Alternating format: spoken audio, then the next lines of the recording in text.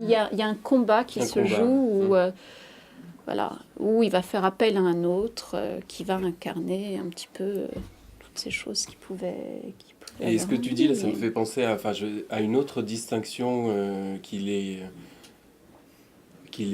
intéressant de faire. C'est par exemple, c'est vrai j'ai eu quelques retours concernant mon livre, et souvent c'est vrai on me parle de Eros et Thanatos. Non, c'est vrai. Non, mais c'est vrai, et c'est vrai que oui, voilà, je suis d'accord. Mais quand on a dit, souvent quand on dit Eros et Thanatos, on a tout dit et puis rien dit. Enfin, il y a une espèce de, bon, on se tait quoi, c'est Eros et Thanatos quand même. C'est qui ceux-là? Tu vois.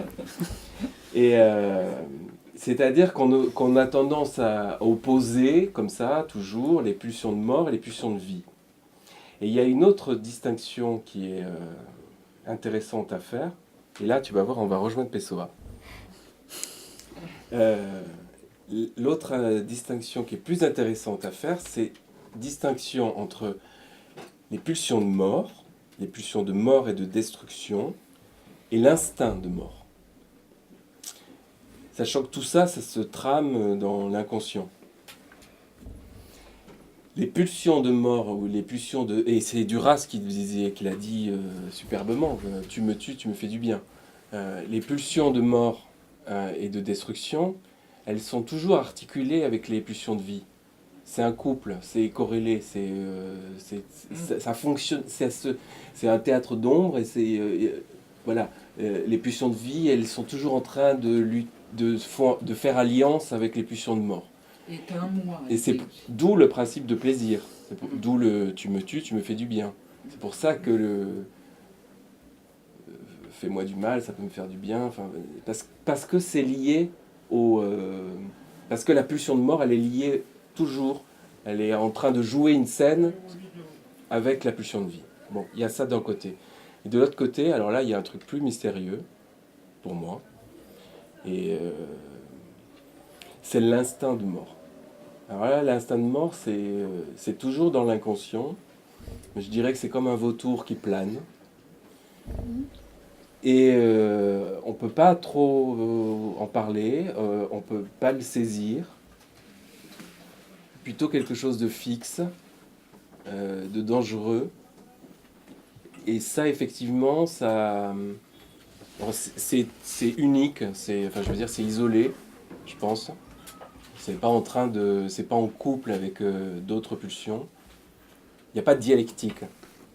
L'instinct de mort, il n'y a pas de dialectique. C'est paf. Et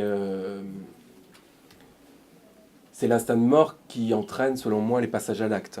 Oui. Par exemple. Oui, c'est les moments de désintrication pulsionnelle où voilà, y a une personne qui va entendre tout d'un coup crève ou alors saute. Oui, c'est ça. Voilà, là, il y a quelque chose qui se balade, il y a l'objet qui se balade tout seul et c'est là où effectivement il peut y avoir risque de passage à l'acte. Et au Moyen-Âge, ce que me fait penser, crève, tout ça, ça me fait penser au diable. Oui, parce voilà. Au Moyen-Âge, on disait que c'était le diable, forcément, qui C'est parlait. ça, qui s'adresse. C'est Satan. Et au Moyen-Âge, il faisait, j'ai lu ça, je sais plus où, il faisait une. Il y avait deux sortes de diabolisme. Il y avait le diabolisme de possession. Bon, celui-là, on le connaît tous, l'exorciste. Et le diabolisme du pacte de l'alliance avec le diable. Vendre son âme au diable. Et la possession, je pense qu'elle est du côté de l'instinct de mort, effectivement. C'est-à-dire qu'il y a quelque chose qui tombe d'au-dessus. Est-ce que le pacte avec le diable, c'est quand même un rapport toujours articulé, il y a du langage, il y a du lien, il y a de l'autre.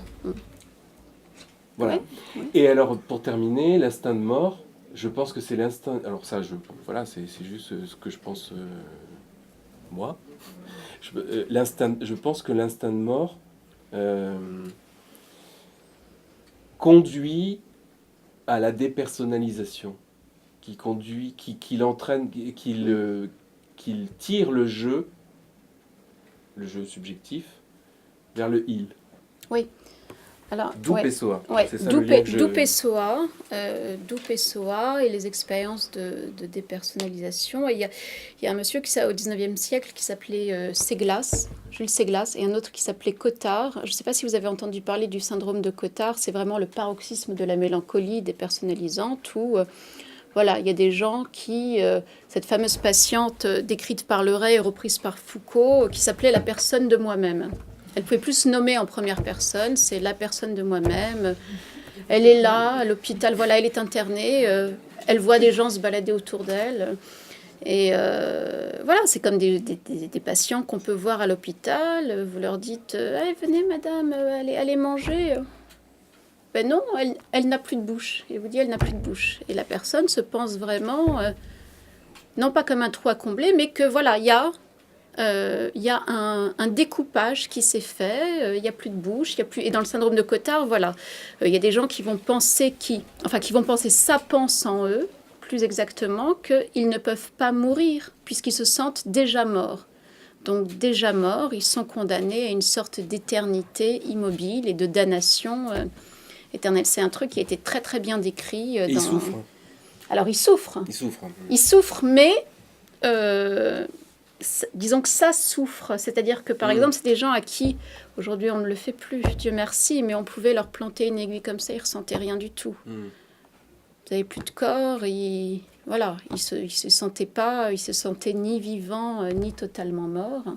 Et donc ça c'est voilà la dépersonnalisation et ce qu'on appelle les crises, voilà, quand il y a des gens qui font des grosses crises d'angoisse et ça peut aller jusqu'à des moments de dépersonnalisation où ils se sentent plus dans leur corps, c'est un peu des choses de cet entre-deux, cet entre-deux mort qui se joue, voilà. Et puis après, chaque, il y a une sorte de décollage de l'image qui sont d'eux-mêmes dans le miroir. Et puis après, voilà, dans le meilleur des cas, ben ça revient, mais c'est quelque chose, voilà, qu'on peut tous expérimenter à des degrés divers, bien sûr, à un moment de l'existence. Mais et je pense, voilà, ce narrateur, ce qui l'empêche de partir dans le décor là-dedans, c'est que justement, il fait intervenir quelqu'un d'autre qui va l'humilier, le soumettre et donc lui faire sentir le réel de son corps, ses aspérités. Il va lui faire sentir, voilà, qu'il a un sexe. Il le sait, mais il a besoin de le ressavoir d'une façon, de le réapprendre